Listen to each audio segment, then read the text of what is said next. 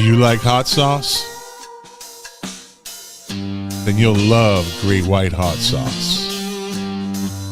It's a small batch, handmade hot sauce, made especially for you. So if you want some badass hot sauce, go to www.trygreatwhite.com.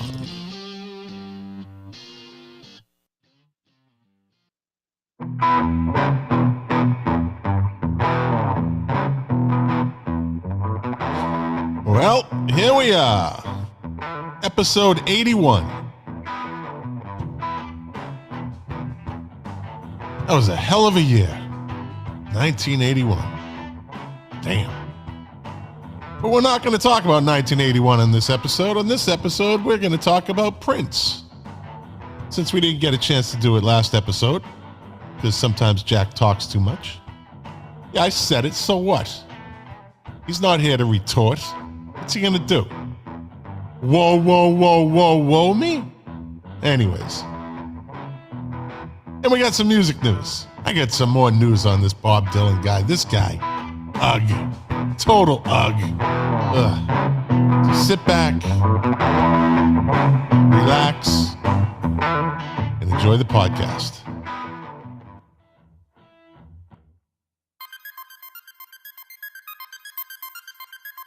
Five, 4, 3, 2, 1, 0. All engine running. Liftoff. We have a liftoff.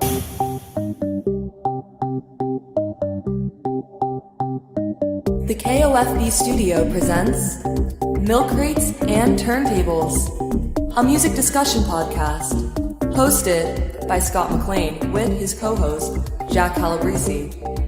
Now, let's talk music. Enjoy the show. Thank you, Amanda, for that wonderful introduction as usual. Amanda has new intro music. Thank you. That's all me. I got that skill. It just not enough to pay the bill. But, I got the skill. All that background music, all that, I do it. I do that. Jack does painting. I'm into I do the electronic stuff. Jack's the hands-on, back to nature guy. I'm the guy that's in the tech. I tear that shit up. I think. At least I think so. Anyways, yeah. So welcome to the podcast. We're streaming live right now over Facebook, YouTube, Twitch, Twitter, the new and improved, absolutely, positively fun Twitter. Thank you, Elon Musk. You are the greatest. I'm also over DLive and, I don't know, something else.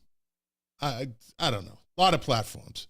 If you're listening to this podcast on a podcast platform, I want to say thank you. If you like it, share it. If you're watching on YouTube, if you like it, share it, subscribe. Hit the alert tone. We usually come on Wednesday nights. I say we because usually it's me and somebody else. And tonight it just happens to be my friend Jack Calabrese. Hey! Calabrese. Hey, can you hear me when I'm in the green room? No. During your intro? Oh, good. No. That's good. That's good.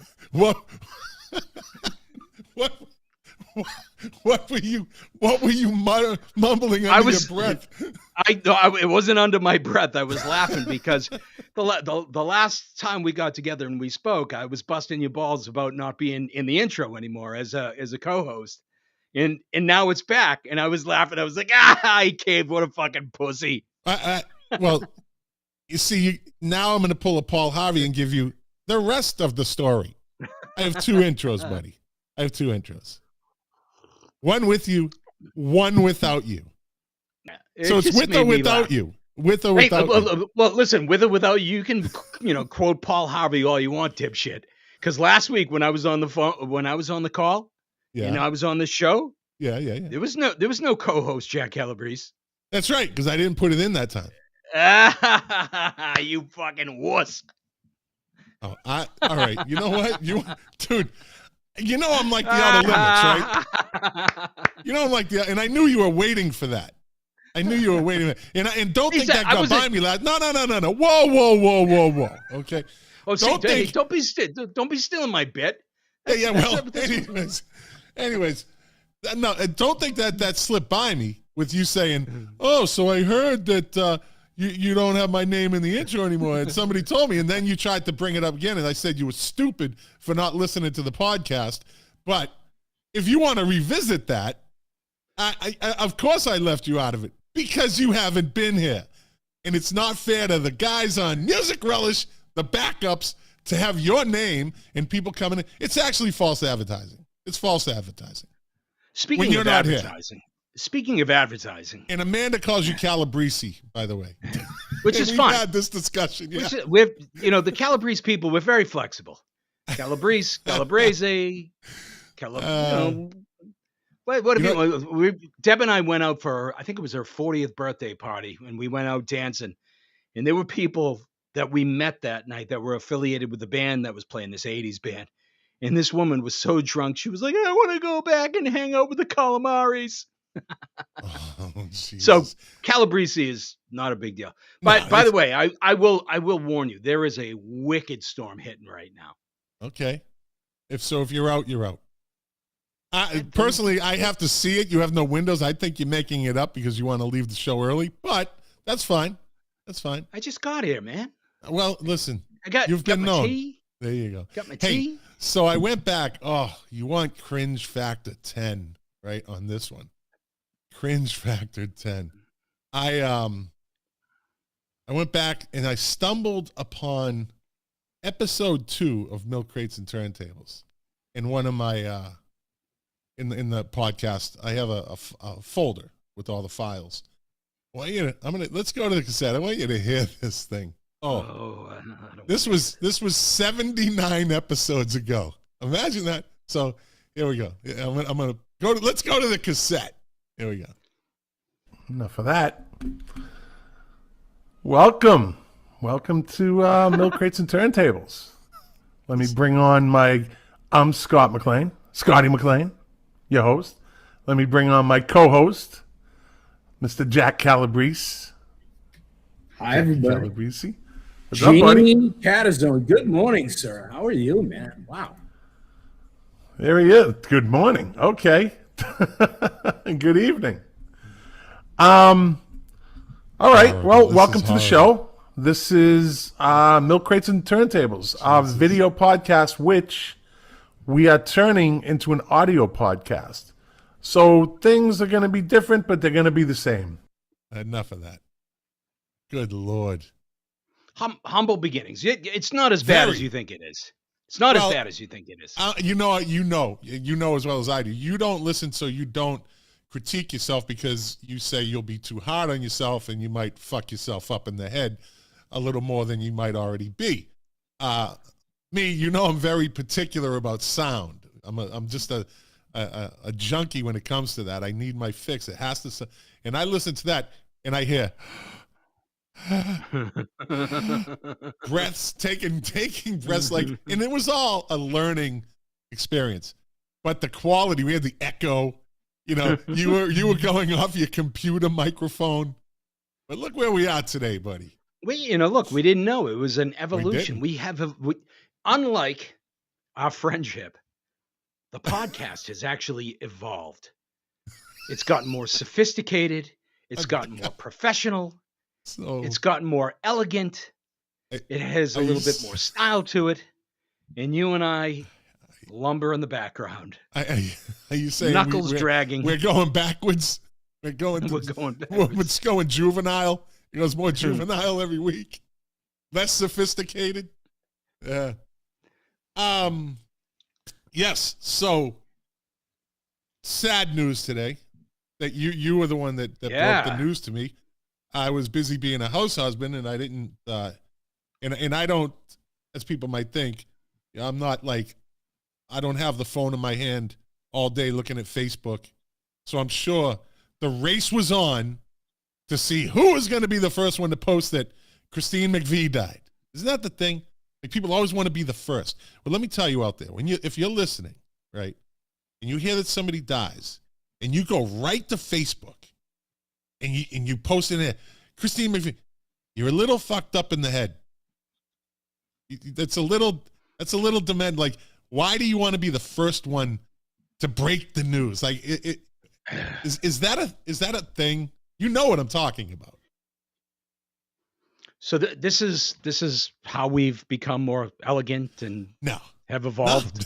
That we're insulting our audience. Well, I'm sure not all of the audience. I just want to bring it to the table.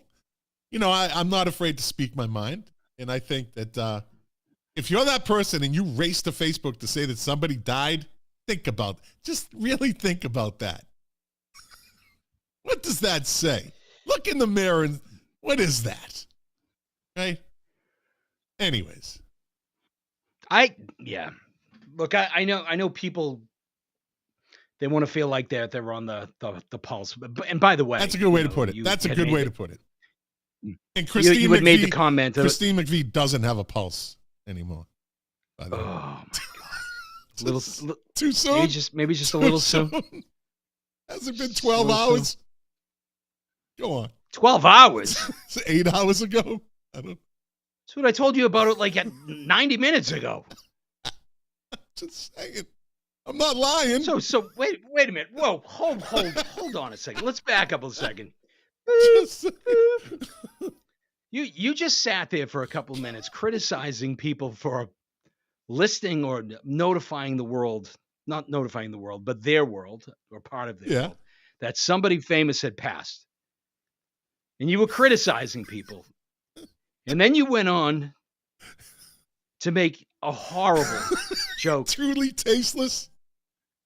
You're the one that brought up Pulse.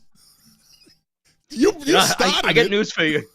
I got news for you. I think you're going to be using that alternate intro from now on. Jesus Christ, man. What? Poor Christine McVie. My favorite. And you know what?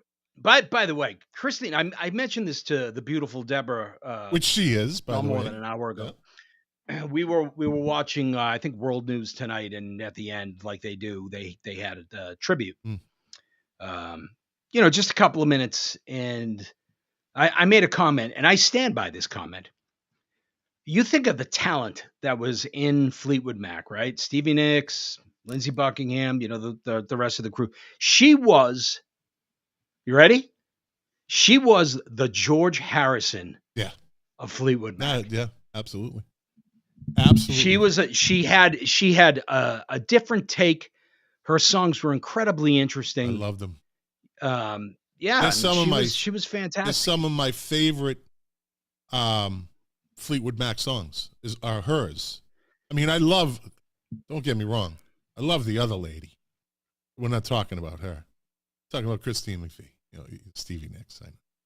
I loved her music. I mean, I just loved her songs. So I have a list of my top 5, but actually 5 is a tie. So I'm going to give you my top 5. Top 5 Christine McVie songs or Fleetwood Mac songs? Yeah, Christine McVie songs. She sang a lot of them, not a lot, but she had enough. And I'm gonna and they're all popular. Like Songbird isn't in here. There's a bunch that are good songs, but I'd say number 5 is a tie between Over My Head and Say You Love Me, right, from their self-titled album, Fleetwood Mac. 2 great songs. Got a Hold on Me from her self-titled album in '84 when she went solo. And she got a lot of help from MTV too. That really kind of, that helped a lot of artists. Of course, there's no doubt about that. Just like radio helps a lot of people, just like YouTube helps a lot of people. People that are smart enough to use the latest media and medium of the day, they do well. Well, not necessarily. Much like if you got on much MTV, like you are leveraging the airways of the podcast world. Yeah, universe. I call it a universe. And you're on Twitter. Are we still on Facebook? Yeah, I have one of my accounts up and running. And then I just share it to the other one that's banned from live streaming for 37 more days. Do they give you a reason for it? Do you know why? Yeah, I posted some Hunter Biden pictures. Oh, Jesus. The one where he's standing in his underwear with the red scarf and the sunglasses, smoking a crack pipe. Like that one is everywhere, and they get me for that. Because they're protecting him. But we're not here to talk about that. So, I think their biggest MTV song is the number 3 song that by her is from the album Mirage, Hold Me. Mm-hmm. Dun, dun, dun, dun, dun. The piano at the beginning, they're in the desert. It's one of those videos that makes fucking no sense at all. It's a classic early MTV video. They're like, that's the one in the desert. Yeah. With, don't they like break the mirror over and Yeah. over again? yeah, and there's a mirror in the middle of the desert, and they got the safari hats on. Yeah, like, doesn't make any sense. But I like that song. Number 2 is "You Make Loving Fun" from Rumors. You're hard pressed to find an opening riff as cool as that one by Fleetwood Mac. I think that might be one of their better opening riffs, right? It just bangs right from the first note. And my favorite song, and interestingly enough, her and Lindsey Buckingham had great sound together. Yeah, they did. They really played off each other like perfectly. I think better than Lindsey Buckingham and Stevie Nicks. I think those two had a better sound together. And this is a perfect example of it in Little Lies from Tango in the Night in 87. Fucking love that song. Tell me lies, Jack. Tell me sweet little lies. She co-wrote that song with her second husband, who was I think he was a bass player. He wasn't in Fleetwood Mac, but he was in another band. She liked those But bass he players. actually he co-wrote a couple of songs with her. She had an interesting career. I mean, and let me go back to the whole George Harrison thing. I mean, this kind of make Fleetwood Mac kind of a tour de force in that I think it's kind of a cool thing, whether it's by design or not, that if you think about the Beatles, you know, Lennon, McCartney, Lennon and McCartney. And then every now and again you get a George and it's a little bit of a different take and it's a different voice and it still carries the ball forward, but it's a difference, you know, almost gives you a little bit of a break. Now with the Beatles, you could actually make the argument, well, you got to bring Ringo into that as well, but not really. Ringo had a couple of contributions, but not a lot, and certainly didn't have the vocal stylings of Christy McVie, Right. who, for some people may not realize that. I mean, she was actually out of that band she retired. She was out She's for the like first 15, one that left. Yeah. Yeah, she was gone for 15 years. Yeah, she left in the 90s, I believe. Yeah. Right. So here's a little story for you, and I won't use the real names, but Deborah has a very good friend that has since become my friend as well. He is a musician, a professional musician, and actually tours with a well-known artist of the day. And this was probably 3 or 4 years ago at the, he is so well thought of in terms of his instrumentation and his capabilities and just the person that he is. He was actually contacted by Fleetwood Mac.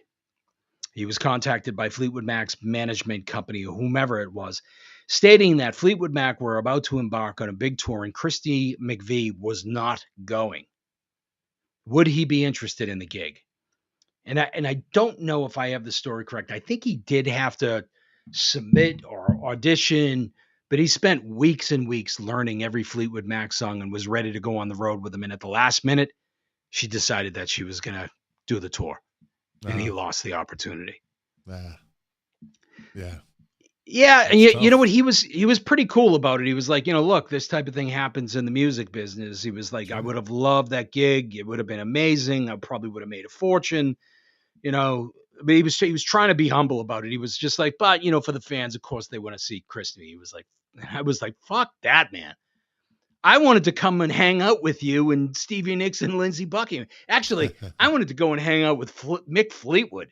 Fleetwood, yeah. Big, giant, tall lunatic. He's much more interesting. Absolutely. Yeah, she had I can't believe, dude, she's 79. Like, Yeah. these are things I just don't fathom, because you just like anybody that you look up to, or you're a fan of them, and then like that smack in the face where like they're fucking old now. Like, they're old. Yeah, You know? she was essentially Almost 80 years old. She Yeah. was in and out of Fleetwood Mac. Think about this. She first joined Fleetwood Mac in 1970, 52 years ago. Yeah, that's amazing. Yeah. 52 years ago. Yeah. Now think about this for a second. When were you born? What year? 63. 63. So you minus that 52 years that she was in Fleetwood Mac, that puts you, what, pre-World War One? I don't know where you're going with that. All I'm saying is time goes by crazy, crazy fast. Yeah. Yeah. Like sand through an hourglass. Ticking away. The moments that make up a dull day. We should do a whole episode on time. Songs about time. You know, we'll do that for the new year, because that's right around the corner. That's a good. We'll talk about time. Yeah. That'll give you plenty of time to get your research done. Set the date aside. You know, just be ready. Be ready. We got a Christmas show coming up. I can rattle off time songs right now, right off the top of my head. No. I don't want to hear it. All right, number one. Yeah. So are we going to talk about Prince? I mean, I think you and I did have this discussion earlier. Is there anything there was one of those classic moments where you and I were trying to communicate by text, and you were being a complete douchebag. What? You said, you sent me a text on Monday, right? Last Monday, say, not this past Monday, the Monday, hey, let's talk about Prince. And then I said, okay. Then I text you today. You text me, what are we talking about? I said, I don't know, Prince, and we're going to do some music news. You said, I think we've already talked enough about Prince. I'm like, no, see, this is what I mean in terms of reading into that. This is what I mean in terms of tone and interpreting, based upon what you read in text. What I was basically saying is, I was actually, when I texted you, I was kind of going through the internet and reading, going on to things like Wikipedia, and I was looking at articles about Prince. And as I was going through it, I recognized and realized, I was like, you know what? We've already talked about a lot of this stuff. So I wasn't texting you and saying, hey, we already talked about Prince, let's move on. I was giving you a heads up, like, hey, as I'm reading this is sounding very, very familiar, and may sound very familiar to your listeners, your hot sauce imbibers. And I was like, hey, I'm all for talking about Prince, but I think we've already gone down this road, and I'm happy to talk about Prince. This Do you know was how your many reply. albums he put out? This was your reply. I said 7:45 tonight. You said, are you sure? ? I said fairly. And I had said earlier what we were talking about. You asked me what we were talking about. Now, wait a minute. On the count of three, let's both read my text in the tone in which you heard it and I intended it. Okay. 1, 2, 3. I think we've talked quite a bit about Prince before. You fucking asshole. How could you give me that opening? How could you fucking give me that opening? You're getting old. Fucking, you just gave me the fucking golden, you gave me the golden opportunity. How could you? No. I gave you the opening to show people that you are a flawed individual. I think we've talked quite a bit about Prince before. You are the Hunter Biden of this show. Hey, easy now. I don't smoke crack. Easy. How many albums did he come out with? Oh shit, 30? 39. Yeah. Yeah. So he 39. started what? That 78 probably includes, a couple of the compilations, greatest hits. outtake Yeah. records and Yeah. crap like that. But I have to tell you, just upon reading some of the stuff about Prince again, I mean, first and foremost, I recently read a book called Peak, and it talked about how some people are labeled as geniuses. I'm sure this happens to you all the time, Scott. How did you know? But You're absolutely right. And while there may be certain individuals out there that have been touched by the hand of God and given this innate ability to interpret, create, however you want to put it, the reality of it is that most people that excel to like genius and master levels are those individuals, especially that have exposure to the discipline that they pursue and put the necessary amount of time toward it. There's another time reference for you. So reading about Prince, his mother was a jazz singer. His dad was a jazz pianist. I think he was a jazz pianist. Yeah. Yeah. So he was already ahead of the game in that he was at least initially brought up in a home that encouraged him to explore those. Not to mention he had access to probably instruments, piano. And I mean, one of the things that I read was that Prince actually composed his first funk song at the age of 7. Not surprised. So, here's somebody that almost out of the womb was completely immersed in music. Yeah.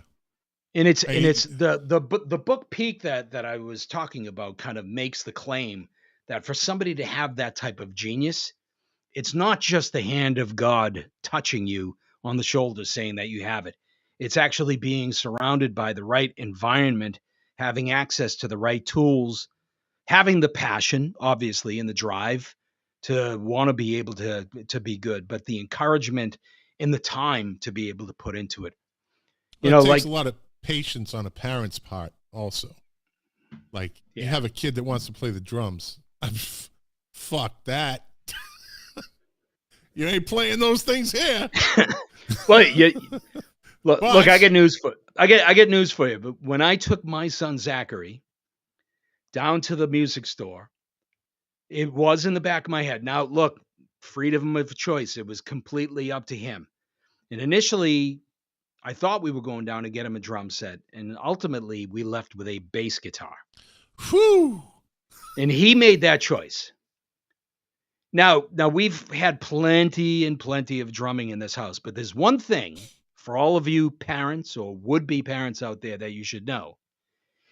If your son or daughter is the drummer, band practice is at your house. Yeah, because you're not moving the drum set. No, it's typically at your house. You're not moving that drum set. But, strangely enough, full circle. So Zach started with the bass, moved to electric guitar. So Zach is a very proficient bass player. He is a tremendous, at least his dad, so, I'm biased, is a tremendous guitar player. And he's actually moved back to drums. He is a multi-attack. He's a Dave Grohl. He's a little Dave Grohl. Yeah. Yeah. Yeah. Does he,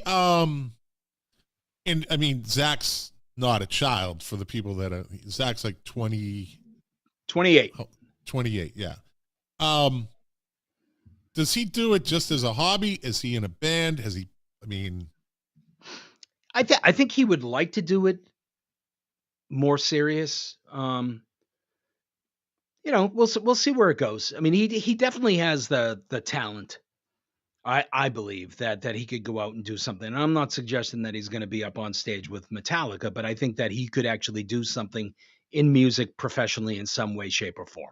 Is he a solo guy, or do you think he's more of a band guy? I think he's more of a band guy, but he, aside from being able to, not to my knowledge, okay. Not to my knowledge, but Zach can also, he can write, he can compose. I'd like to see him do more with it, but we'll see. We'll see where it goes. Excellent. Listen, if he doesn't go, and to the next level, he still has that to fall back on just as a hobby, a relaxation thing, and different outlets, to go to, because each one of those instruments is different, right? Yeah, I mean, for me, I've told him, I was like, hey, Zach, I was like, look, you don't have to make music your primary profession, but if you're in a little 3-piece or 5-piece or whatnot, it's something you can do for the rest of your life. You can make a little bit of money. You can go out and have a little bit of fun, meet some people. It's not a bad thing. He's really got in my opinion, he's got a gift. And look, I'm a meatball guitar player, but the reality of it is that Zachary was brought up in a house that played music all the time. Brought him to shows. I mean, both of my kids are big music geeks. Yeah. But nothing like getting back to our good friend Prince. Do you know that Prince, he got his first record deal at 19. 19 years old, yep. Put out his Warner first Brothers. album at 19 years old. Wrote, produced, composed, arranged, and plays, or at least what it claims on the line of sleeves, 27 different instruments. Yeah. On that first album. That's just a step above. I mean, that's another level of gifted right there. It was 1978. The album was For You. Wasn't really it didn't really go anywhere. It got him in the game. It got him in the game, right?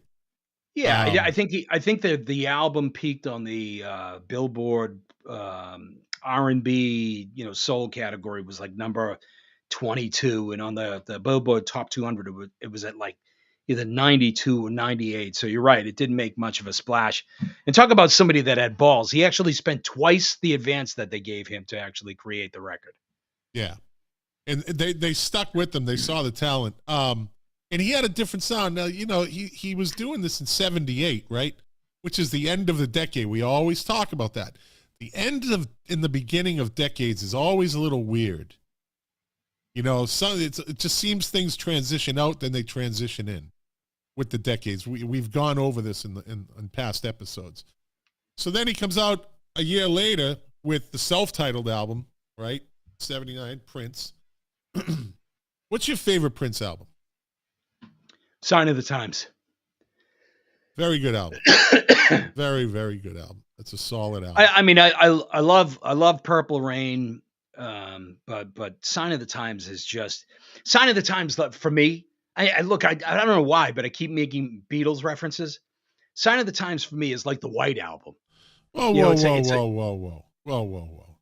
How's this? You can make Beatles references all fucking show long, but as soon as I read On This Day in Music, don't read any Beatles shit. That's how you say it, by the way. First off, I don't say it that way. You do.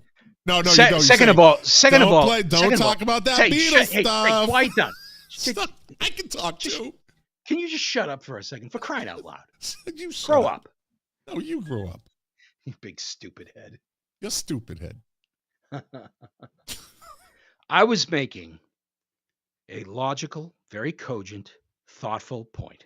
White Album. I wasn't just rattling shit off that I've read on the internet. White Album. This might actually evoke some interest out in the world. Don't give But yourself the point that I was trying to make before I was so rudely interrupted once again. Yeah. Is that Sign of the Times to me is like the White Album. It's that double album where you can kind of get deep and not everything works, but after a while you kind of grow to love those, quirky aspects of that record. It's not, it doesn't hit on all cylinders at all time, but there are just moments in it that are just absolutely fantastic. I think that album is just brilliant. Yeah, no doubt. My favorite album, I go back to more simpler times. It was definitely a transcending album that brought him into a whole nother level. Nope. Dirty Mind. Every track on that album is good. Every track on that. Now, the album cover it's a classic album cover, right? It upset people. It made people laugh. It made people, like, damn, look at this motherfucker in the, with the duster jacket on and the bandana around his neck and is wearing the panties and the garter belt and the high stockings. Listen, the dude knew how to get attention. Oh, he got attention, all right. When he had that big fucking bodyguard, dude was like 350. The blonde hair, the big blonde hair, blonde beard. He used to fucking carry him on his shoulders. I thought that was a little bit after, but you may be right. But talk about balls. That's almost the same outfit that he wore on stage when he was one of 3 opening acts for the Rolling Stones 1981 American tour. Where he was essentially booed off stage in Los Angeles, which is a little surprising to me. I wouldn't be surprised. You go to a Stones concert.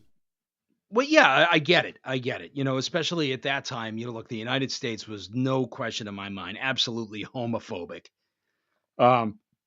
As well as they wanted to hear rock and roll. They didn't want to hear Prince. But I would have expected that Los Angeles, where he was booed off stage, maybe a little bit more accepting. I would expect that to happen more in maybe the Midwest, the South, or maybe even Boston, for that matter, where people are not open to it. I think that he probably would have had a little bit more of an advantage out in California, but apparently not. Yeah. Tough crowd, that Rolling Stones crowd. What's your favorite Prince song? Now that's Erotic City. Really? Especially the DJ mix version of Erotic City, which is like the Inagata-Davida version of Erotic City. Is like, it's like 18 minutes long, but it just goes on and on and on. I remember back in the day when you and I were kind of running around, Winthrop and hanging with people, and I used to make a lot of mixtapes. Erotic City was a staple on my mixes. Great. How about you? I love Can Never Take the Place of Your Man, right? Yeah. But I think the one song, and it's a song that never gets played. It got played when it came out. It's off the album Around the World in a Day. I fucking love Pop Life. Off of Around the World in a Day? In a Day, yeah. Pop Life. Fucking love that song.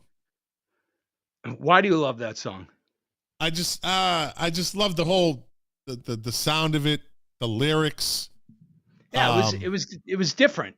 Yeah, totally. It's totally different. It's like in the form of Raspberry Beret, right? He did a different type of sound then, which he was great at. All the greats do that. I mean, I first noticed that with U2.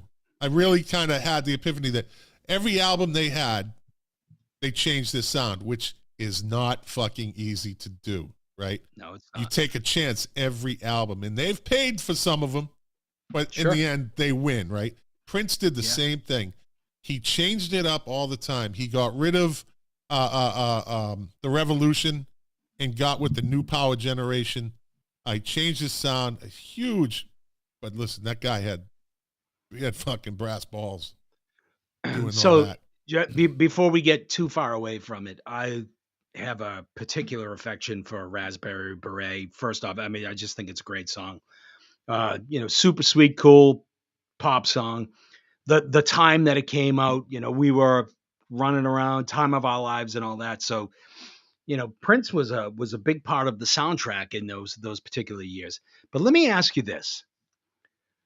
Did Prince kind of go through the same creative arc that a lot of artists go through? And then I'll bring it to a different place. Like if you think about it, right? You have Dirty Mind, Controversy, 1999, Purple Rain, Around the World in a Day, Sign of the Times. Holy shit. Yeah. That is a hell of a run. It's fucking unreal. Yeah. Right? So but if you get beyond that and you get into, some of the other things that he was doing. I mean, Prince for a while, he kind of fell out of favor. And I don't mean that he wasn't always, popular, but he wasn't the force, or it seemed to me that he wasn't the force after a little while. He was exploring different he was exploring different things sonically. He was definitely getting more funky. And then for a little bit, there was a little bit of a backlash with the emancipation and changing his name to the symbol. It kind of got a bit much, didn't it? I don't think he cared. And I don't know. I mean, we didn't know the whole story. So on the surface, it looked a little corny. It's like, just play your music. That's what the average fan says. But behind the scenes, when you started hearing what was going on, I think that kind of changed a little bit.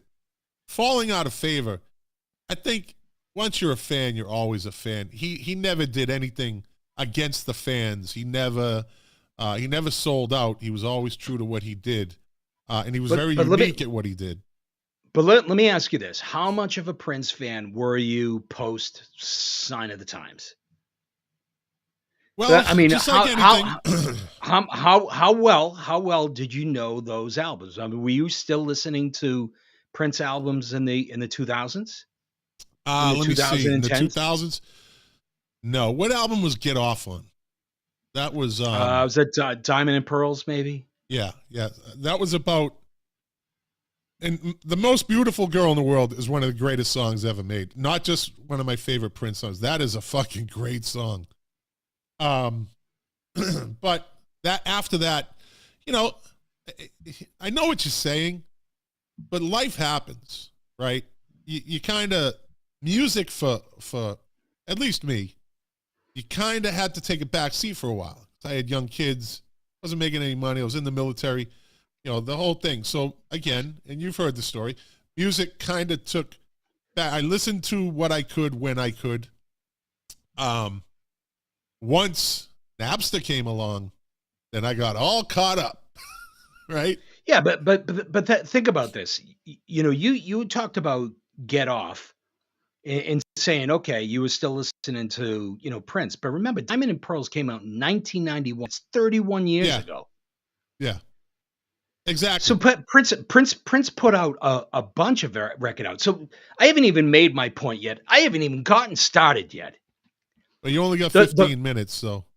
The point that I'm trying to make. Yeah. The point that I'm trying to make, and it may relate to other artists as well. And the point that I'm trying to make as it pertains to Prince is, did Prince fall out of favor because he went off the deep end, or did Prince fall out of favor because we weren't cool enough to really kind of get what he was doing? I don't know what you mean by fall out of favor. Fall out of favor to me means like you just don't like him anymore. Prince, I think we just didn't pay attention. Well, that's what I mean. He fell out of favor. Well, so let's put it this way: after Diamond and Pearls, was Prince selling albums at 5 and 10, 12 million copies? No, he wasn't. His album sales went way down. Right. So he wasn't the hot artist that, top of the Billboard charts. He was still making music. They all go through that. Every band that has a longevity goes through that. So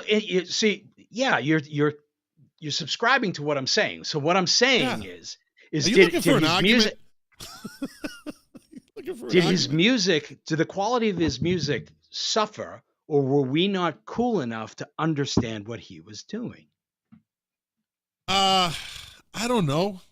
I mean, I don't know. I never did a deep dive into that. I just kind of, if I liked what I heard, then I liked what I heard. I didn't really try to analyze it and say, I don't think he's playing music. Hindsight. No.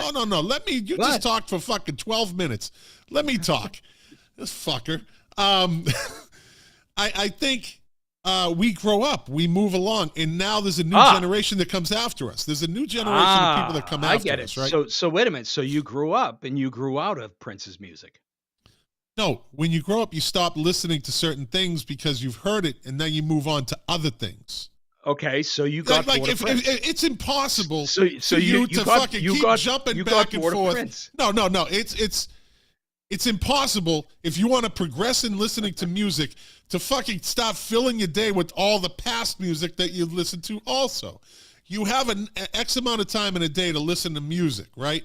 So when you start finding new music, so like I said, the Manchester scene kind of bumped Prince off the map for me for a little while. But he's never fell out of favor. I always liked him. You know, Well, I always went back to his old stuff. I didn't seek out his new stuff because I was listening to something different. I was listening to like I said, the Manchester scene. But why weren't you listening to Prince? I just didn't go out of my way to listen to him. But the point that I'm trying to make, or what part of the point the fuck do you want me to say? Okay, yeah, I'm going to answer your question. Yeah, he fell out of favor with me. Can we fucking move on from this? It's like you're looking for a fight. You're looking for it. I'm agreeing with you. I'm giving you my rationale as to what I did, and you're telling me, no, whoa. You're trying to put me in a corner. Nobody puts baby in a corner. Baby. Part of the point that I'm trying to make is like you, Scott. After a while, I wasn't going out of my way to listen to Prince, and I'll go further.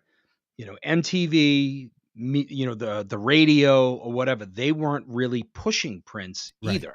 Right. So there's a real silver lining to this story. So I kind of question myself. Those later Prince albums, there's probably some brilliant stuff in there, but I wasn't hip enough to kind of stay in tune and to follow along and to see where he was going and what he was doing. The cool thing is that music, unlike Prince or Christy McVie, never dies. Right. And you and I still have the opportunity to kind of dive back into his catalog and to listen to that latest stuff and to learn and listen for ourselves to say, shit, I missed a bunch of really great stuff. Or, yeah, it's okay. Music, unlike Prince and Christine McVie, has a pulse. Right? Let's bring that one full circle. God. Oh, God. Now, so, you know, as far as Prince goes, everybody goes through you hear enough of one artist, you know, and you just take it for granted. You take them for granted, right? And I think a lot of people took Prince for granted. It's like, okay, and he didn't have, I mean, when you try to follow up Purple Rain, that's a hard task for an artist. He did well. He followed up. That's why he changed his whole, he saw the writing on the wall. I'll never do anything with the Revolution as good as this again, right? So he stuck with them a little longer, but he moved on. He progressed with this sound, and a lot of people don't like that. Like U2 tried to change their sound. Eventually, people like that's not what I want to hear, right? Because we're all selfish when it comes to our music and the artists we like. We want them to stay the course, right? So with all that aside, I want to know when they're going to start fucking releasing. They said he has like 3,000 songs. The number is astronomical. Might not be 3,000 unpublished like songs in his vault. They think that he has tens upon tens, if not dozens upon dozens, of complete albums. Yeah. They say that he has dozens upon dozens of completed videos that have never seen the light of day. Yep, absolutely, dude. He has recordings of him with like Sting.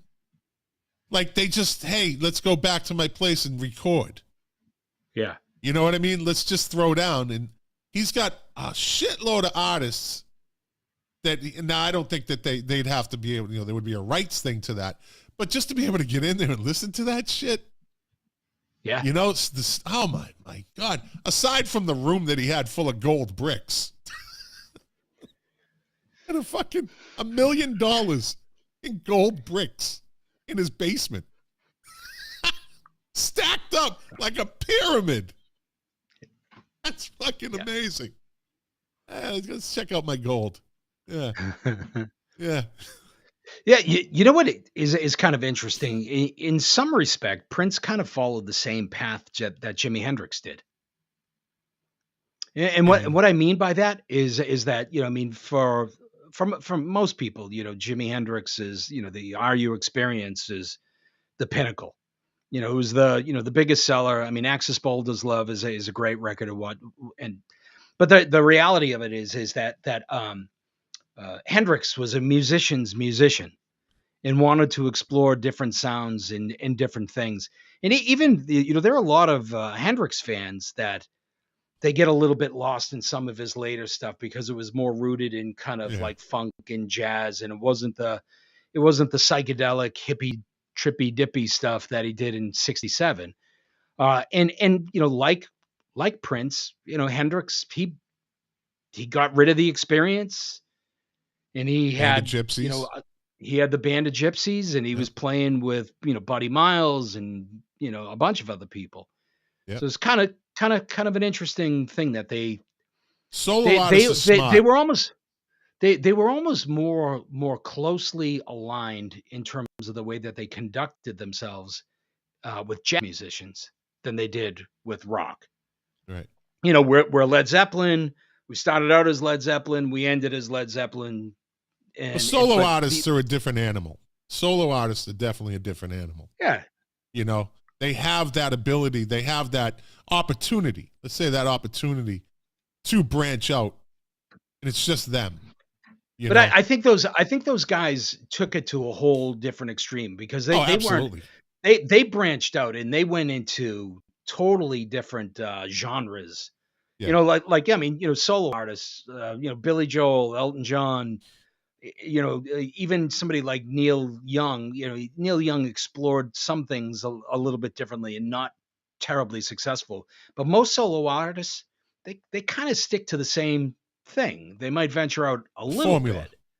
A formula. Yeah, but You know. but it almost goes back to my point. Is with Prince, is Prince was exploring different sound, and we got lost along the way a little bit. Well, I think he had the ability to go and try out different sounds because he could play every fucking instrument. Yeah. Billy Joel and Elton John are handcuffed to that piano, right? That's pretty much Sting is handcuffed to either his voice or his voice and a bass guitar, right? Don't forget he plays the lute. Well, see, I didn't know that. So there The you go. lute. The lute. The lute is on fire. And Prince, he had that ability to go out and say, this is what, I mean, it would just be fucking amazing.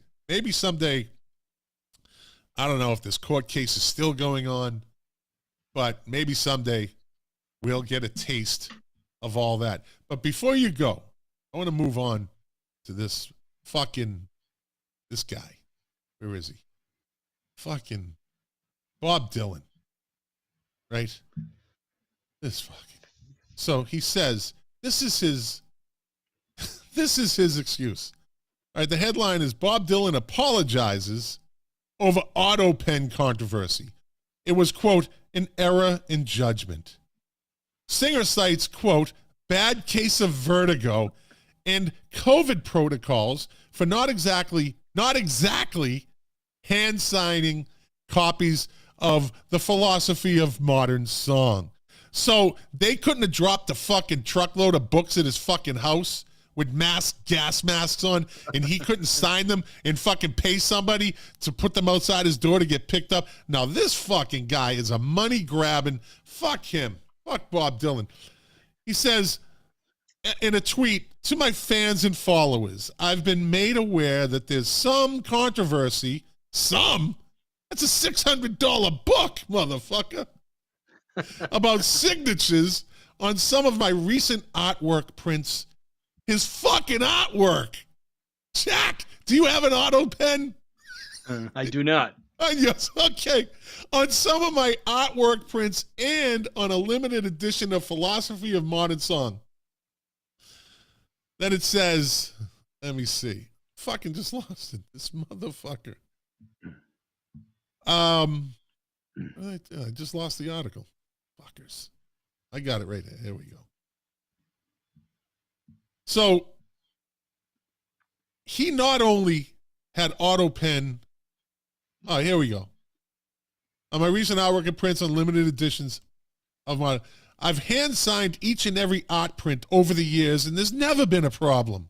However, in 2019, I had a bad case of vertigo, and it continued into the pandemic years. This fucking crutch. He's using it as a crutch, this old fuck. I've hand signed each and every opera. Oh, no. However, in 2019, I had a bad case of vertigo. It continued the pandemic years. It takes a crew of five working in close quarters with me to help enable these signing sessions, you lazy fuck. And we couldn't get the people. It goes on. I think you get the point. This fucking guy.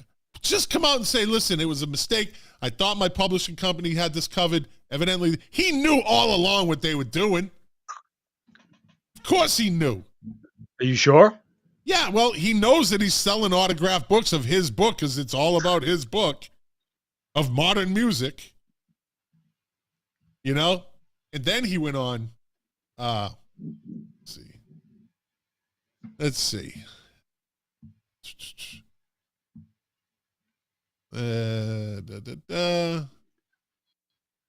You know what? While you're looking it up, the one thing that I will wholeheartedly and readily agree with you is, you know, look, if you fucked up, own it. Just own it. Exactly. You know, don't give us your song and dance. Just own it. By the way, you know, I'm not really even familiar with the book, but I will tell you that in years past, some of his artwork, he has plagiarized. No doubt. He's fucking lazy. He's actually done paintings that were based image for image off of another artist's photographs and didn't give them the appropriate credit. Yeah. So also in that philosophy of modern song, he goes after Joe Satriani.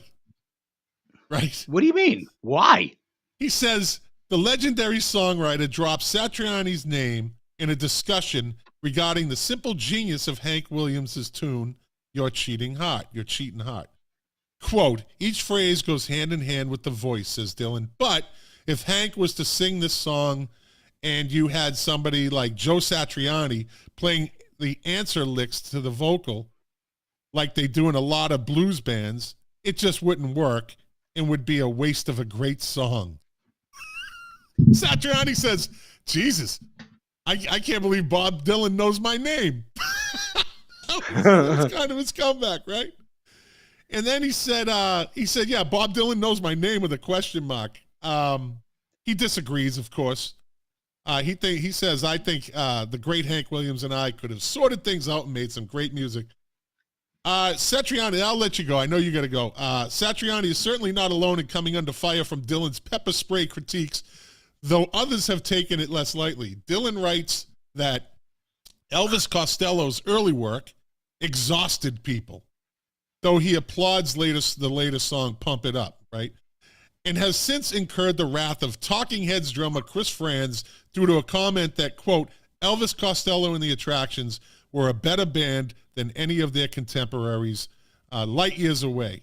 He said, when I read that, I thought, Jesus, Bob, I understand you. Anyways, so he dogged the Talking Heads, all those fucking bands for the. How old is Bob Dylan? He's maybe, I don't know. He's old enough to maybe he'll lose his pulse. I don't know. Oh, God forbid. I won't fret. But Bob Dylan is an icon and a genius. To the 60s. 60s, 70s, 80s, That's it. even not even the 80s. No. There was some brilliant stuff that came out in the 90s and even in the early 2000s. Yeah, you're not a fan. That's cool. I get it. That's fine. I think his legend was made in the 60s and 70s. That's it. That is it. That was his best stuff. Yeah. Well, you got to go. Look, it's your opinion. He has some of his latest stuff. You know, Modern Times is a great album. He won the record of the year for it. Listen, you know how many records? Yeah, in Chariots of Fire won fucking the Academy Award for Best Picture. Don't give me You know, that. you make these comments, just to manipulate things to kind of suit your position, but you sound like a moron. Isn't that what we're supposed to do, though? Yes, exactly. I think there's a lot of people out there that agree with me. How's that? Oh, not only would people agree with you, but they would actually include the 60s and 70s. Exactly. Hey, when did his voice change? Like, Lay Lady Lay, those earlier songs when he sang like this, he had kind of, and then it went to this. Like, what I never figured out that transition. Some people I think he's fucking lazy. Some people attributed to the motorcycle accident that he was in where he broke his neck. Okay. I could buy that. To me, I think it's more he found something that he thought was his own style. I'll tell you, his voice never really bothered me. No, as he got older, it sounded terrible. I mean, listen, I joke. There are a handful of Bob Dylan songs that I do love. Hurricane, Tangled Up in Blue is one of my favorite songs. It's a great story. I mean, no doubt. I just wasn't a consistent fan. Like, I could pepper songs, but I won't go past the 70s. That's one thing I just couldn't get him after that. So basically, he had a long enough career and went off and explored different things, but you jumped off, not that you were on the Bob Dylan bandwagon, but you went off to explore different things. Do the B-52s belong in the Rock and Roll Hall of Fame? Yes. Yes. They're on their farewell tour. And I think that end it with a 10-night residency at the Venetian Theater in Vegas. I think there are plenty of people in the Rock and Roll Hall of Fame that, whether they would admit it or not, that the B-52s have influenced. Oh, yeah, absolutely. I truly including the Talking Heads. I'm sure. I've always and said, I'm not suggesting that the Talking Heads don't belong there in their own right. But if you have a band like the Talking Heads in there, I mean, you think about the B-52, their longevity, their creativity. They brought a whole different sound to the table. I saw them. I never saw them again. I saw them at Club Casino, Hampton Beach, New Hampshire. I was right at the stage. The stage was like waist high. They were definitely like in their early 20s. It was after the Rock Lobster album came out, the self-titled album, and I just said that was the pinnacle of how I'm going to see them. Yeah, I can tell you why they're not in the Rock and Roll Hall of Fame in 2 words. What? Love Shack. Ugh. You're right. I think Love Shack was such a goofy, syrupy wedding hit that it's hurt their credibility. But you know what happens? Though, that hurt their credibility for a little while, but that happens with actors. Sure. It happens with bands. It happens with musicians. They hit that part, then they fade away, but then there's always that fucking last run at it. That resurgence that takes them right back to the nostalgia, and they're out there. And I think if the Talking Heads stuck together, they would have been in the Rock and Roll Hall of Fame by now. I think the Talking Heads are in the Rock and Roll Hall of Fame. They are in. That's right. They are in. Yeah, that's my mistake. They are. By the way, just because Perry brought it up, did you see this? The Keith thing? Yeah. I actually personally signed that. No auto pen. I got to protest that. Do you have a videotape of you signing it? No, then I have to believe it's auto pen. Don't believe him, people. Don't believe him. Scott, I had to bring in 5 people to help me sign this one. A crew of 5. The only way I'll believe that is if you get the beautiful Deb to come on to the microphone and say he signed it. That's the only way I'm going to believe you. So that's never going to happen. So I'll never believe you. Nope. Hey, listen, I know you got to go. You gave me the heads up. You're 4 minutes over. Hard hour. I'm going to continue on. So Jackie boy, hopefully I see you next week. If not, man. I have the alternate intro ready to go. Cue it up, brother. All right, man. I'll see you soon, buddy. All right. Same here. Take care. Right, buddy. Later. There you go. Jack does an hour. I'll give him that. And I'm going to continue on for a little while. There was some other news stories. You know what? I should have brought this up with Jack, but I'm going to go through this quick list. I got to pull it off of. Oh, fuck. No, wait a minute. All right. I'm not going to use the iPad for this. I'm not even. Maybe I won't have to even do this part. But I have this thing. It's the 50 most annoying song, right? Because there's a lot of annoying songs, right? So let's see. 50 most annoying songs of all time. This is from domesticatedcompanion.com, right? So they have their list.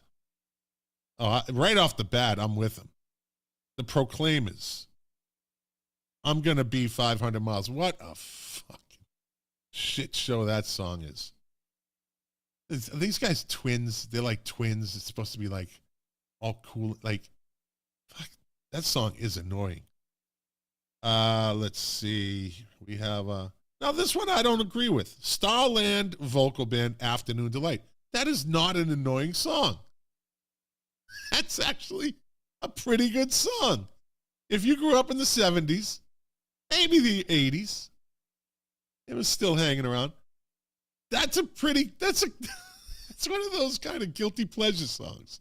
I don't find it annoying at all. Europe, The Final Countdown. Yep, fucking annoying.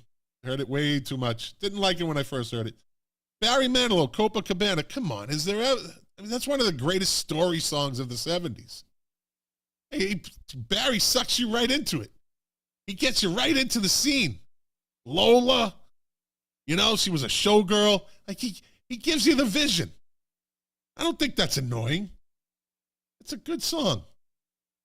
Let me see. Oh, Rednecks, Cotton Eye Joe. Tom Jones, What's New? Pussycat. Who are these people? They have to be fucking Gen X's that wrote this. They have to be. Fucking Gen X's. Or Gen Zers. Anything after boomers suck anyways. The millennials. There's some cool millennials. But after that, they don't. Tom Jones.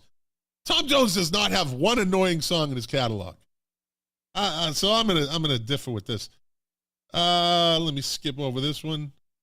Yeah, Baha Men, Who Let the Dogs Out. That's no shit right there. All right, no, We Built the City. I'm sure is there. Perry Dietovich just said, we built the city. Oh, you know. I could skip all the way to the front of the line, and I'm sure it's there.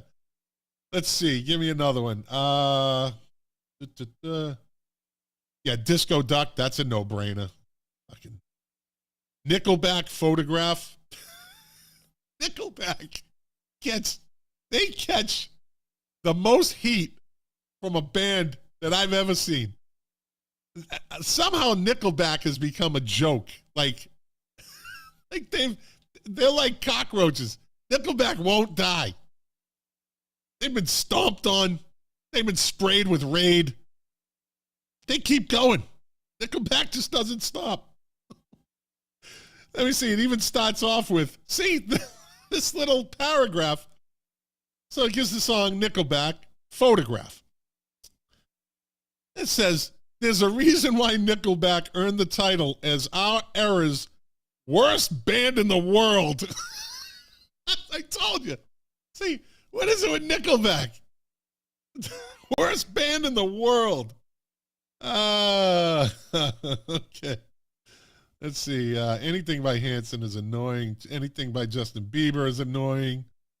They got these like 90 songs, like Blue by Eiffel and Barbie Girl. Yeah, those are just made to be annoying. Oh, here it is. It's not even at the front of the line, so I can only imagine. Starship, We Built the City. Nothing that needs to be said that hasn't been said before.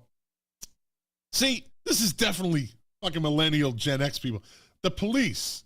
The do, the da. It's all I want to say to you. Come on. The stupid lyrics. I'll give them that. Stupid lyrics. But hey, made them a lot of money. Anything by Ricky Martin, Black Eyed Peas. Yep, they were a flash in the pan. And Fergie ended up, that was the worst rendition of the national anthem in the history of this country. I do not think anybody has ever sang a worse version of the national anthem than Fergie. It was so bad. If you've never seen it, go to YouTube. Fergie national anthem. The fucking players are cringing, literally. Camera on their faces, they're laughing. It was so bad. It's literally the train wreck. You have to watch it. And you can't take your eyes off it because you're just wondering, is it going to get worse? Let's see. Yeah, Vanilla Ice, Ice, Ice, Baby. I like the heavy metal version of that song, actually. That's actually pretty good. And listen, he's one of those guys, right? So Jack and I were just speaking on that. So Vanilla Ice was flash in the pan. He was the top of the world. Then he came crashing down. Then he leveled off, right? You don't hear from him. He does this comeback, and he does Ice Ice Babies. Now he's with a metal band. Like, the dude stuck it out, right? But then he gets a little older, and he gets into flipping houses, but he just doesn't flip houses. It's actually a pretty good show. I forget the name of it, but he gets these mansions, and like, because he lives here in South Florida. He's in Palm Beach County, which is where I'm in. And he flips these like mansions, right? They do a great job. The he's good. But he comes back, and then people start like, yeah, okay, he's more of a nostalgia thing. But he made a comeback. Now he could be called Vanilla Ice. He doesn't care. People are like, yo, what's up, Ice? So he's cool again, right? Let's see. Cisco Thong Song, yeah. Culture Club, Karma Chameleon. I'll tell you, that's spot on. That song's a fucking pain in the ass. But I'll tell you, their first album, still a good album. The first album's still a good album. Let me see. Billy Ray Cyrus, Take You, Break Your Heart. See, this list is Macarena. These are all like campy songs. But they are annoying. Spice Girls, anything. Wham, Wake Me Up Before You Go. Come on. Come on. You know, listeners. You know, deep down when that comes on the radio and you're alone in your car, you listen to Wham, Wake Me Up Before You Go. I know you do. All right, if there's 100% of you out there that this song comes on the radio, I'm telling you, 80% will listen to it. That's just not something you talk about, though. And it's not a song you play when you're sitting in the car with another guy. Like, if I'm sitting in the passenger seat, don't fucking put that song on. It's not a good look. Not good. Let's see.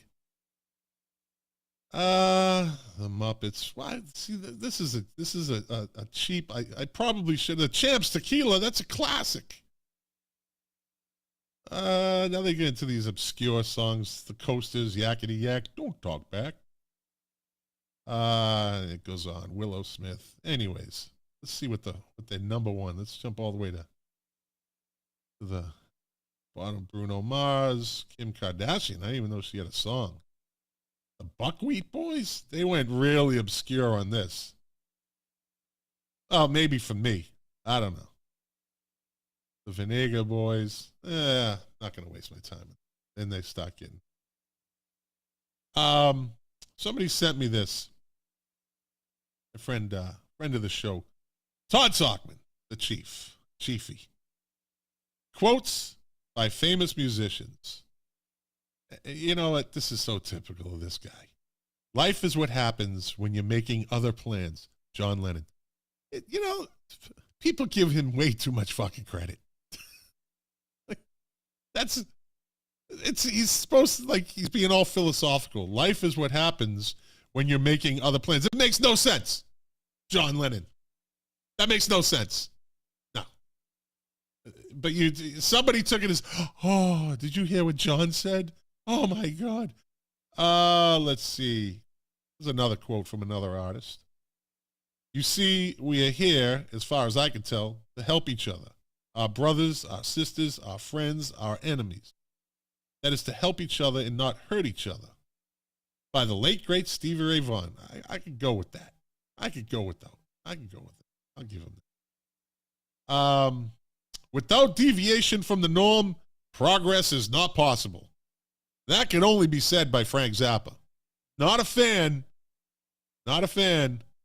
but he definitely deviated. He deviated to the extreme. The beautiful thing about learning is that nobody can take it away from you. B.B. King. See, this isn't even a, and in the end, the love you take is equal to the love you make. That's the end of a song. I don't know. I'm going to toss that one out. Love is a special word, and I use it only when I mean it. You say the word too much, and it becomes cheap. You know, that's Ray Charles. I say that. I say that about, like, my wife. I'm just going to get a little personal here. I always say, when you say I love you to somebody, fucking mean it. Don't just throw it away. Like you're walking out the door, love you. I don't know. I think that cheapens it. Love you. It's just like you're just throwing it away like a paper towel. Do you really mean it when you say it right there and then? Are you saying it just to say it? Are you saying it just to make her feel good?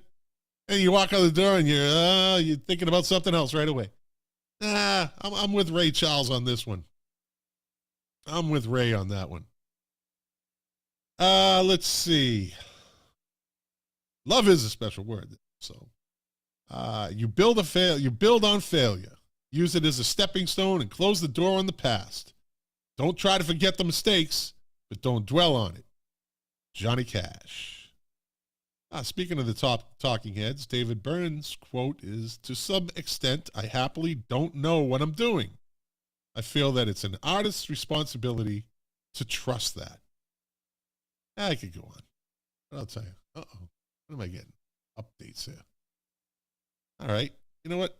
I think that's probably all I had. See, Jack could have hung around for a little longer. But no, doesn't do that. So I am going to move on to, because that's about all I have right now. Let me see. There's another lawsuit between Jonathan Cain and Journey. Neil Sean. They were always battling it out. Neil Sean sues Jonathan Cain in battle over Journey credit card. So evidently, Jonathan Cain from Journey, one of the original members, he started.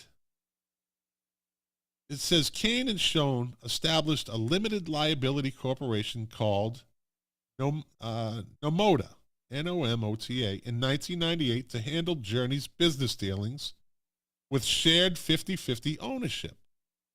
According to the court documents, Cain later set up Nomota's American Express account without Schoen's consent or knowledge, with only Cain as the account holder. That's some shady shit right there. That's some shady shit. The filing says Schoen has tried to avoid legal action, repeatedly requesting that Cain grant him access to the Amex account. For many months, Cain and his representatives have represented that Schoen would be granted access, but every time Schoen contacted Amex informed him that he was still not authorized to access the Amex account records. His lawyers further assert that Schoen must have unfettered access to Nomota's records so that he can oversee and manage Nomota/Journey. The Amex account is a Journey account, not a personal account of Cain's.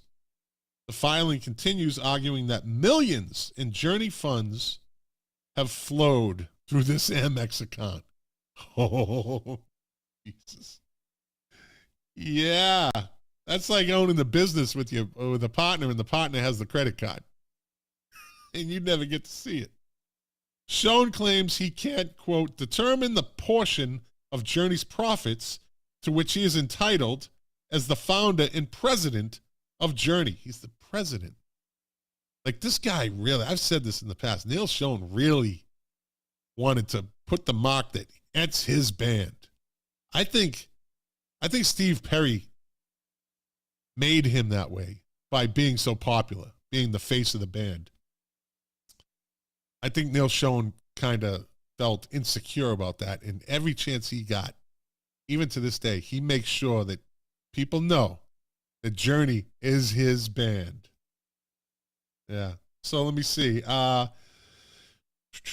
His lawyers also make a host of other allegations about Kane that they say are detrimental to Journey's continuing business. Quote, Kane is interfering with Journey, refusing to respond to booking opportunities, blocking payment to band members, crew, and vendors, refusing to execute necessary operating documents, and in other ways as well.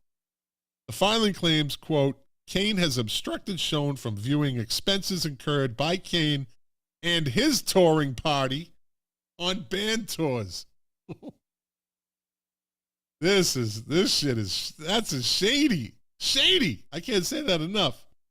Kane has further refused to deal with critical, time-sensitive touring contracts for Journey's 2023 tour and ensure payment for band members and crew who Kane contends are, quote, non-essential. The court action further... Journey is not Twitter, okay? Journey's not Twitter. Twitter had a lot of non-essentials. 7,300 of them, to be exact. I think they're running on 500 people now. Journey is what? I don't know, 5 people in the band, 3 permanent members, and what? The Bull Crew. You know, what can there be, 100 people? I think they're all essential if you want to get that staging put up. The court action further alleges, quote, Schoen believes those band and crew who are crucial to the band's success should be paid. Kane's conduct is inexplicable. A preliminary hearing is scheduled for March 3rd. This is just the latest edition in a long list of lawsuits between Journey members.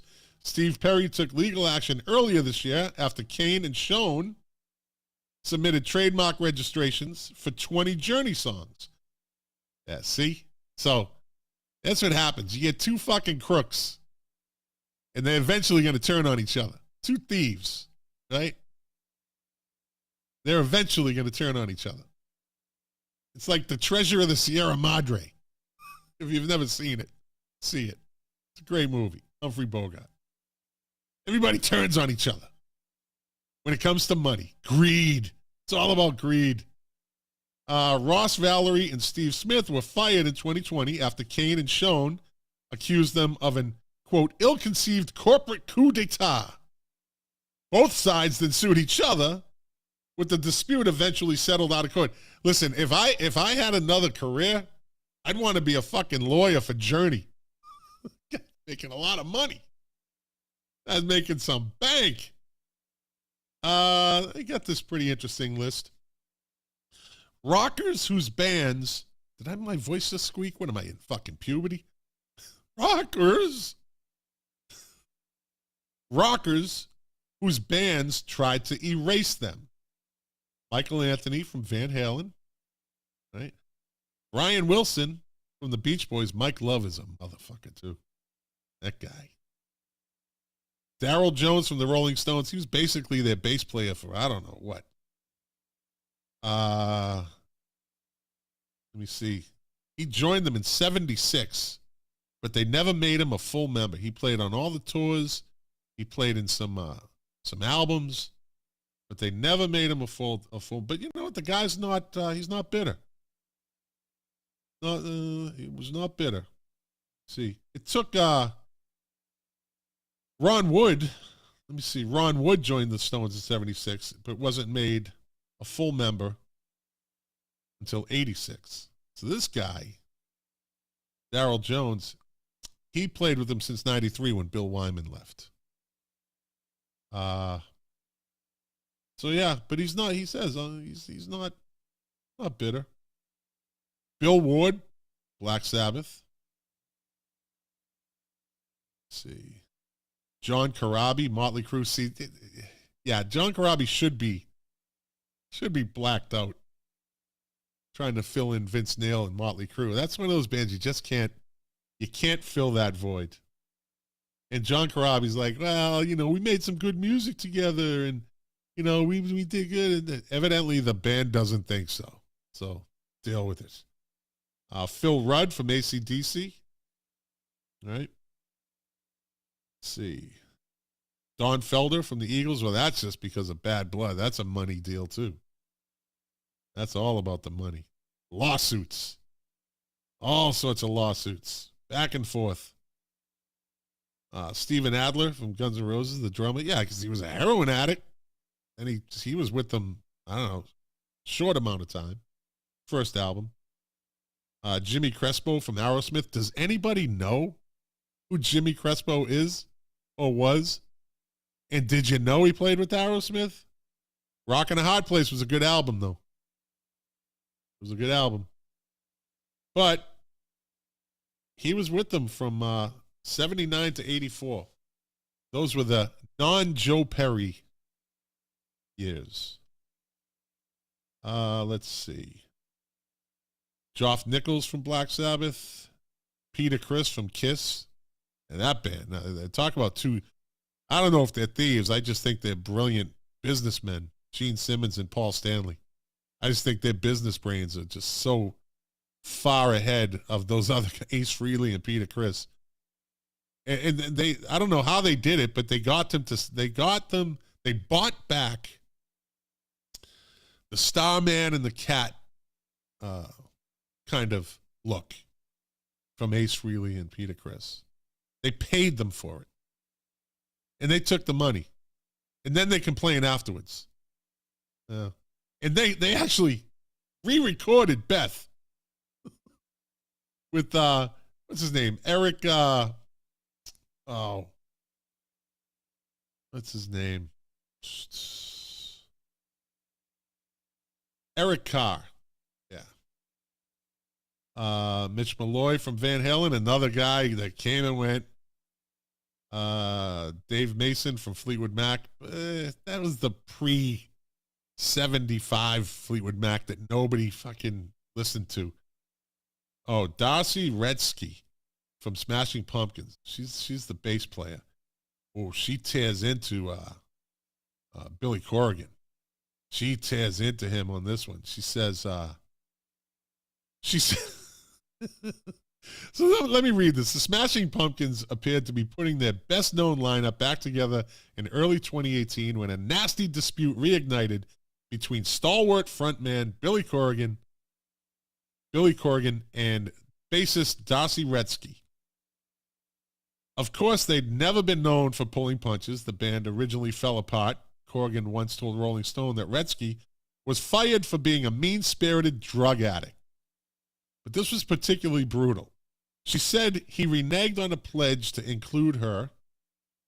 He said she'd been asked and declined. She then said he may have a brain tumor. Also, that Corrigan, quote, can't sing for shit. And he can't. He can't. I don't know how fucking people think.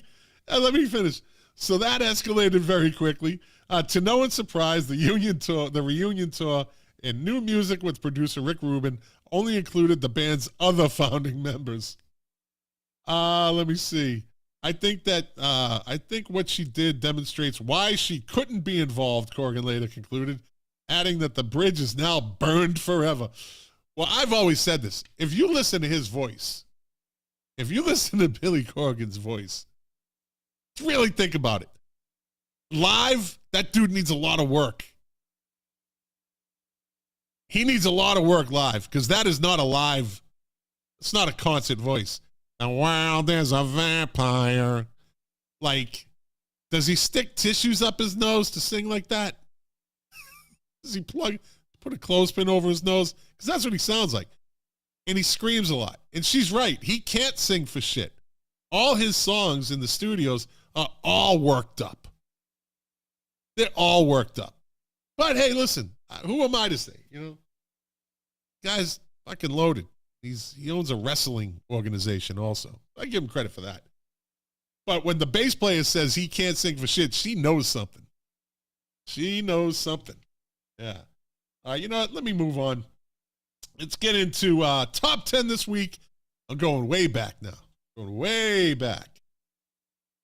Top 10 this week in 1974. So number 10 this week in 1974. And, I'm kind of glad Jack's not here right now. Tell you the truth. I love Jack. I do. It's long, long, long friendship. But when I do, it's a pain. He brings that guitar. It's a pain in my ass. I know he does it on purpose, too. Anyways. Number 10 this week in 1974, Angie Baby by Helen Reddy. That's a creepy fucking song. That's a creepy song. Yeah. The stalker falls into the fucking spider's web. Yeah, he gets her. She gets him in the end. Number 9, I fucking hate this song. I hate this song. God damn. Cats in the Cradle, Harry Chapin. I hate that song. God. Fucking just give me a gun. Give me a razor blade. Give me a fucking noose. Right? Handcuff my hands. Throw me in a fucking pool. How can anybody listen to that song and be happy afterwards? How can you feel good? And why would you want to listen to a song that is just absolutely volume on 10 depressing? God damn. And people listen to it. Like, you know what happens. You know you're gonna be bummed out. I'm not going to waste my time. I've already railed on that a number of times over the last 82 episodes. No end in sight, my friends. Number 8, You Ain't Seen Nothing Yet in Freewheelin' by Bachman Turner Overdrive. Number 7, My Melody of Love by Bobby Vinton. Number 6, Everlasting Love by Carl Carlton. Number 5 this week in 1974, Longfellow Serenade, Neil Diamond. Longfellow Serenade, much were the plans I made. I sound just like that, don't I? Longfellow Serenade. I sound just like him, I'm telling you. Yeah.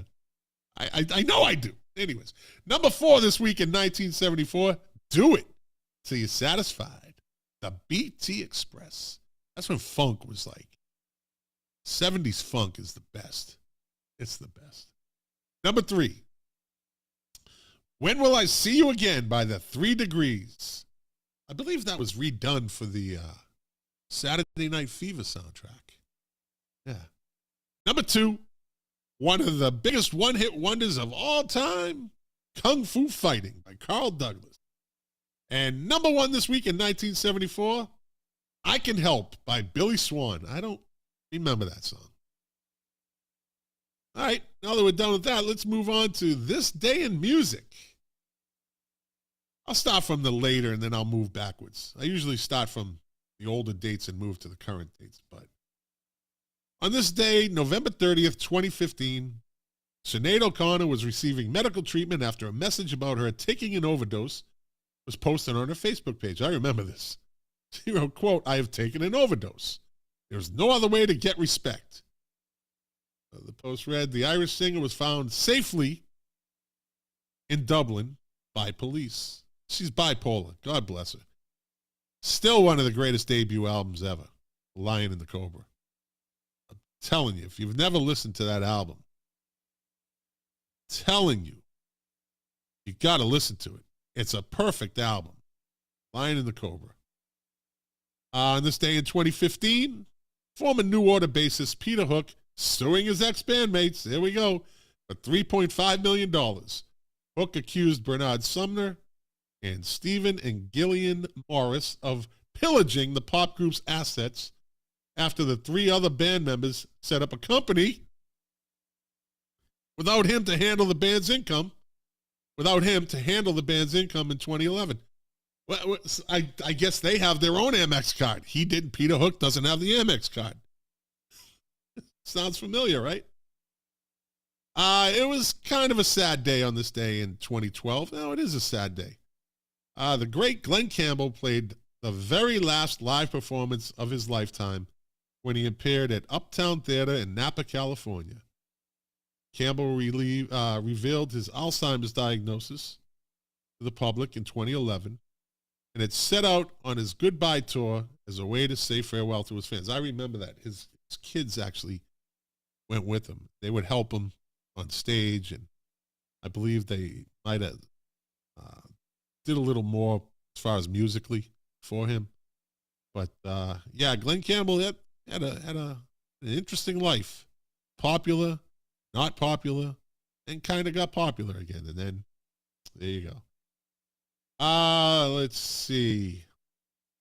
Jack would have been interested in this. On this day in 2007, during a Christie's rock and roll auction held at Rockefeller Plaza, New York City, a collection of 276 ticket stubs compiled by a rock journalist who covered many rock concerts at New York City venues sold for $2,000.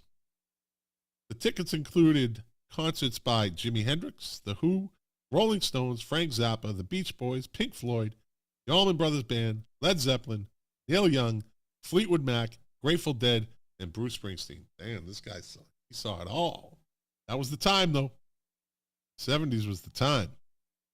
On this day in 2006, the sale of Syd Barrett's final belongings, yikes, was sold by Cheffins Auctioneers in Cambridge, England. The sale of the 77 items raised $233,786. 10 paintings alone raised over, I don't know, it's 55,000 pounds, so that's like $67,000, $70,000. And 2 bicycles, Jesus, over 10,000 pounds. That's 15 grand for 2 bikes. The sale included such things as the armchair he used to sit in, his homemade bread bin, tools, notebooks, and binders and books. The sale catalog described Barrett, who quit Pink Floyd in '68, as a man with a total disinterest in materialism. Crazy. Crazy. The lunatic is in the grass. Let's see. On this day in 2003, the Ramones, a block of East 2nd Street in New York City, was officially named after Joe Ramone. I don't care. On this day in 2002, smart move. Smart move. We mentioned George Harrison earlier in the episode. High Court probate records showed that George Harrison left his fortune of 99 million pounds, so it's $130 million maybe, 120, in a trust fund to his wife Olivia and his son Danny, depriving the tax man of 40 million pounds. His English mansion near Henley on the Thames was said to be worth 15 million pounds.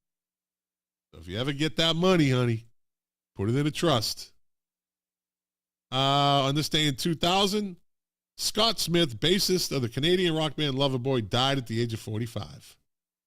He was sailing in his boat with 2 friends off the coast of San Francisco near the Golden Gate Bridge when a large wave swept them overboard.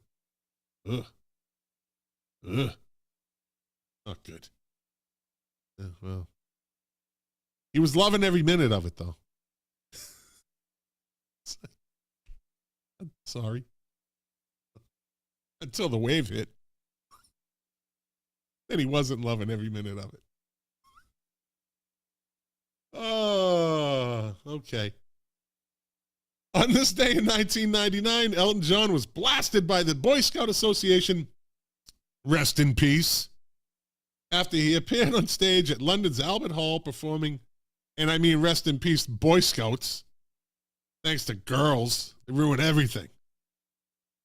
Stage at London's Albert Hall performing It's a Sin with 6 male dancers dressed as Boy Scouts. The dancers had peeled off their uniforms during the performance. Oh, geez. Can't get away with that today, which maybe is a good thing. I'm not about censoring and I'm not about canceling, but maybe that one could have been canceled. I don't know. Let me see. I'm going to take some water. Hold on. All right. On this day in 1996, American singer and ukulele player Tiny Tim Herbert Cowrie died from a heart attack on stage while playing his hit, one and only hit, tippy-toed through the tulips at a club in Minneapolis. Yeah, at a club in Minneapolis. On 17 December 1969, he married Victoria May Budinger. On The Tonight Show, starring Johnny Carson, a publicity stunt that attracted over 40 million viewers. They had a daughter, Tulip Victoria. There you go. He performed at the 1970 Isle of Wight Festival in front of a crowd of 600,000 people. Jesus. On this day in 1994, Tupac Shakur was shot 5 times during a robbery outside a New York City recording studio. He was outside of Bad Boy Records. It wasn't a robbery. That was a hit. Yeah, should have stayed in California. On this day in 1991, Michael Jackson scored his 4th UK #1 album. It would have a dangerous 32 million copies. On this day in 1991, it's a sad day. It's always sad when somebody dies. Milli Vanilli singer Rob Pilatus attempted suicide while staying at a Los Angeles Los Angeles' Mondrian Hotel. He eventually succeeded in that. Girl, you know it's true. He did. Okay. I don't know. Truly tasteless jokes tonight. On this day in 1989, the Happy Mondays and fellow Mancunians, because it's Manchester, England, they call them Mancunians, the Stone Roses, both made their debut appearance on the UK TV show Top of the Pops. The Mondays performed Hallelujah, Hallelujah, and the Stone Roses, Fool's Gold. Both good songs. On this day in 1985, Wham! Were at #1 on the UK singles charts with I'm Your Man, the duo's 3rd UK #1, a #3 hit in the US. On this day in 1982, Michael Jackson's Thriller album was released. It spent 190 weeks on the UK album chart, became the biggest selling pop album of all time, with sales over 66 million copies. So to put that into perspective, that one album sold 66 million copies. Prince sold a total of 100 million albums. Think of that. Fucking unbelievable, right? This one album sold 66 million albums. Prince in his career sold 100 million, and that made him one of the biggest selling artists ever. So, hey, Michael Jackson is like the fucking Wayne Gretzky of music at the time, breaking every record. Or Tom Brady. I'll use Tom Brady. Now, I can't put Tom Brady with Michael Jackson. Tom Brady's another level. 7 singles were released from the album, including Beat It, featured Eddie Van Halen, Blah Blah, and Billie Jean. On this day in 1971, Sly and the Family Stone were at #1 in the U.S. singles charts with The Family Affair, their 4th and final #1. Rolling Stone magazine later ranked the song at number 138 on the list of 500 greatest songs of all time. One child grows up to be somebody that loves to learn. One child grows up to be somebody you just got to burn. Mom loves the both of them. See, it's in the blood. Blood is thicker than mud. It's a family affair. Both kids are good to mom. That's what it is. Mom loves both of them, and both kids are good to mom. Yeah, either way. Great song. On this day in 1969, the Monkees made what would be their last live appearance for 15 years when they played the Oakland Coliseum in California. On this day in 1969, the Rolling Stones played the final night of a 17-date North American tour at the International Raceway Festival in West Palm Beach, Florida, right up the street from me. Also appearing, the Moody Blues 10 years after, King Crimson, Janis Joplin, The Band, Steppenwolf, and Iron Butterfly. And I'm sure Iron Butterfly played Inagata Davida for 25 minutes, and that was their set. pretty sure. Now we get back to Glenn Campbell. On this day in 1968, what I think is the greatest song ever written and ever performed. I don't care. This is my opinion. This is the greatest song ever written. And Glenn Campbell, Johnny Cash does a fucking outstanding version of this song, but it's Glenn Campbell's song. And this song gives me goosebumps every time I hear it. It is a perfect song. I can't say it enough. I think it's the greatest song ever written. Glenn Campbell started a 5-week run at number 1 in the U.S. album charts with Wichita Lineman. Yeah, man. Jimmy Webb's inspiration for the lyrics came while driving through Washita County in northern Oklahoma. Webb was driving through an endless litany of telephone poles, each looking exactly the same as the last. Then, in the distance, he noticed the silhouette of a solitary lineman atop one of the poles. Webb then, quote, put himself atop that pole and put that phone in his hand as he considered what the lineman was saying into the receiver. That's fucking amazing. First of all, that's a great image, right? That's a great image. Just think of that. You're driving down at all these poles and like he just sees this guy in the distance. There's probably no other car on the road. That's the way I see it. And he just had the inspiration. Saying, what's this guy thinking? And he wrote one of I think the greatest song ever. Yeah. If you get a chance, listen to Johnny Cash's version. It's really good. Really good. But it's Glenn Campbell's song. And let's see. Finally, on this day in 1963, you can't get away from the Beatles, can you? The Beatles' second album with the Beatles became the first million-selling album by a group in the UK. The album stayed at the top of the charts for 21 weeks, displacing Please Please Me, so that the Beatles occupied the top spot for 51 consecutive weeks. All right. Let's move on. We're getting close, people. Getting close to the end. Born on this day. Let's start from, all right, we'll start from the top.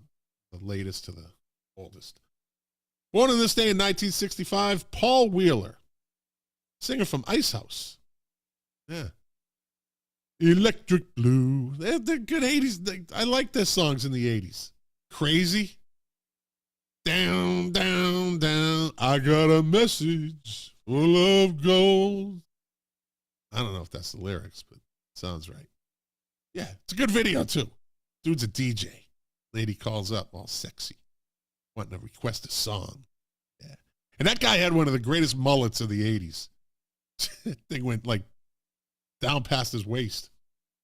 Born on this day in 1957, John Ashton, guitarist with the English rock band The Psychedelic Furs. Born on this day in 1955, the great, the iconic, the 80s icon, the rock icon, Billy Idol. William Broad, a.k.a. Billy Idol. Born on this day in 1955. Born on this day in 1953, June Pointer of the Pointer Sisters. Born on this day in 1953 also. Let me see if I get this right. I know who he is. David Sancious. Sancious. Sancious. He was a keyboard player and guitarist and the early member of the Bruce Springsteen's E Street Band. He contributed to the first 3 Springsteen albums and has also worked with Stanley Clarke, blah, blah, blah, blah, blah. Okay. Happy birthday. Born on this day in 1945, Roger Glover, bassist with Deep Purple. Born on this day in 1929, the great, talk about iconic, just got to say his name, Dick Clark. Don't have to say anymore. Happy birthday. He's dead, but happy birthday. And finally, born on this day in 1924, and he died in 73, at the age of 49, actually. Alan Sherman. Now, maybe the guys from Music Relish the Music Relish podcast would know what song Alan Sherman was famous for. It's one of those kind of, what do you call them, gimmick songs. But he sang, and it actually it went to number 2 in the U.S.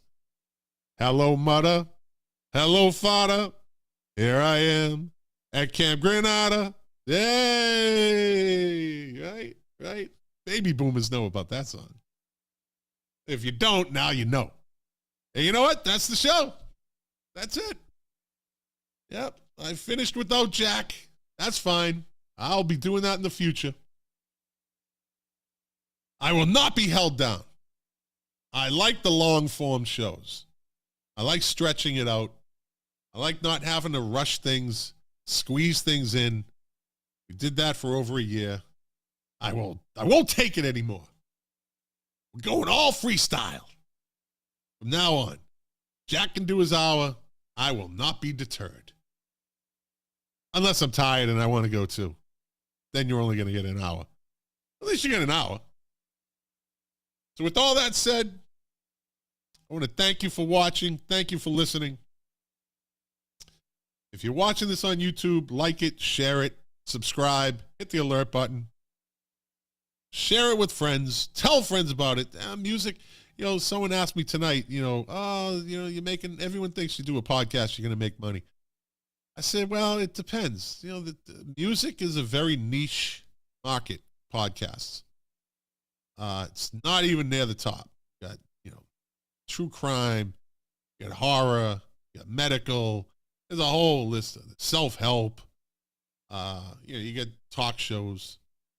Music podcasts are really kind of, down low. But like me and Jack always said, or I always say, I don't need the money. I got money. I'm not bragging. I got money that I don't need to really push this. We're 81 episodes into this. 81 episodes. Damn. Like I said, I played that clip earlier from episode 2. Seems like a lifetime ago. Come a long way, and a lot of you have been with us along the way, and we thank you. Thank you for your support. Thank you for your everything, I guess. And like I always say, you're the engine that runs this machine. Without you, it is just me talking right now. And to quote my favorite artist, Morrissey, doing this show for you, well, the pleasure, the privilege is mine. Now I'm going to go hang out with Dr. Vera. Maybe catch a show and just chill with my beautiful wife. She's taking me to Orlando this week. Universal Studios. Early birthday present. She's the best. Always surprising me. Anyways, thanks for listening, everybody. Have a great night. Have a great week. I'll see you next Wednesday. You'll hear me next